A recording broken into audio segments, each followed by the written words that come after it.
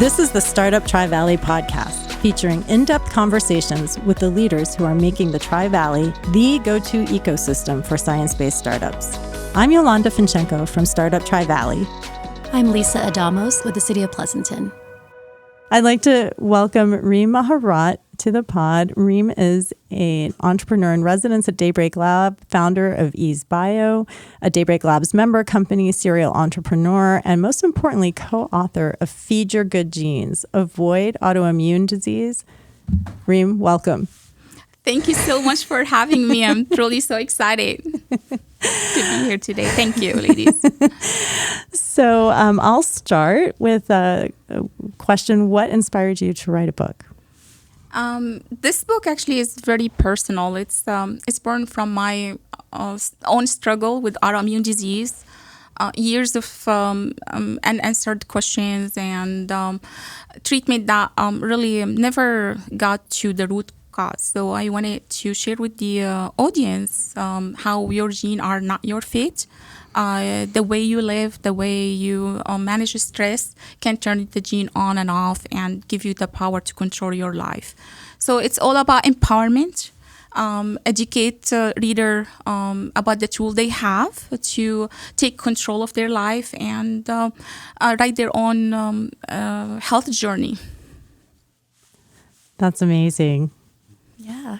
So what do you hope your audience will do differently as a result of reading your book? Make better choices.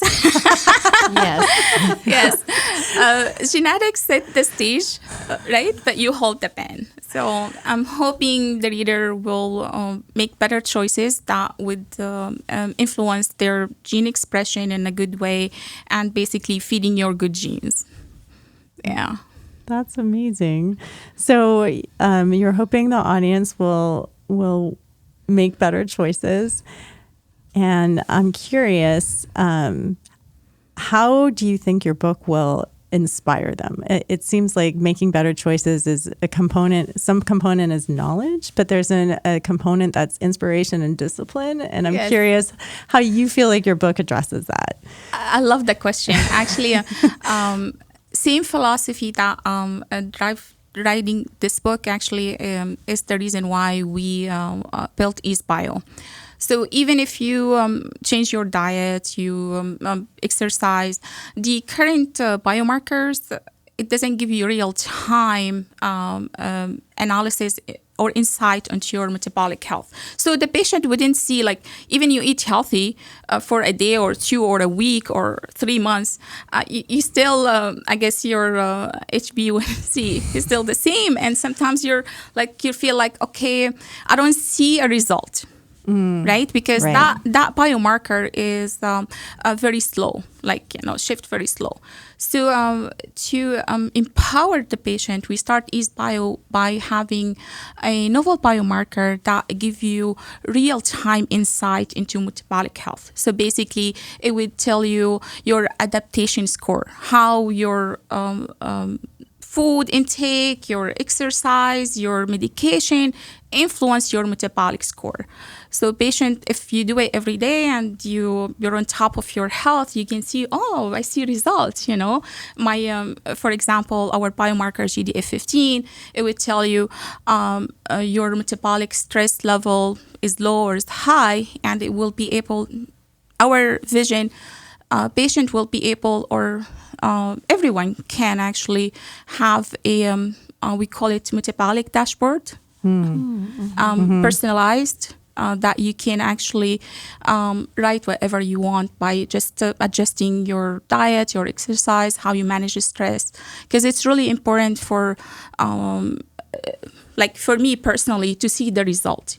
If you don't see the result, it's hard for you to adjust.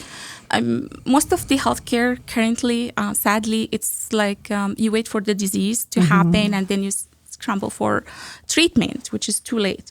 And the other thing is really, it is not real time. So it's all about, trial and errors, right? It takes multiple time. You put you on multiple medication and they wait 3 months to figure out if you're responding or not. To answer that, you need to run biomarker test that tells you real-time insight into what's happening in your body. So we're empowering the reader with the right tools to take control of their health, not just education, also the biomarker-based test. That's amazing. So the immediate result, like you said, you don't have to wait 3 months. Yeah, to see. That's inspiration enough, I feel, for some people. Yes, I agree. And so that actually brings me to, I think, a really important question. And I think founders will be wondering that if how founding a company is so much work. And you actually founded EazeBio immediately after your exit from your diagnostics company, Ramen ID. How did you do it? And how would you advise a founder if they feel like they have a book inside them and they're balancing the book and the product? And it sounds to me like you may have cracked the code. So why don't you talk about it? I believe your story really matters as and impactful as your science you're creating. So own your story, make it drive your future, and don't hold it, back. It's an inspiration. Always find your why. For me, EazeBio, it's because as a woman, I've been struggling. We all healthcare concern been delayed, right? Sometimes misdiagnosed, and women suffering in silence. So we want to change that system, and we don't want to wait for the system to catch up. We're building that solution for everyone. And I got lucky because I got connected with really smart, brilliant women. They share same mission, and we're just so excited about what we can do together. And this is how EazeBio was born, based on personal mission and great team that got together and want to change the world. Yes, that's amazing. Make it better for everybody. That is great. Yeah. You had mentioned previously about your father being an inspiration. So obviously family is very important to you. How do you, as a founder, get everything done? You're a mother, you're a wife, you're author. How do you manage? Well, we just talked about it's not about managing time, but managing your attention. But how do you do all that to be successful? I focus when it really what matters. Yeah.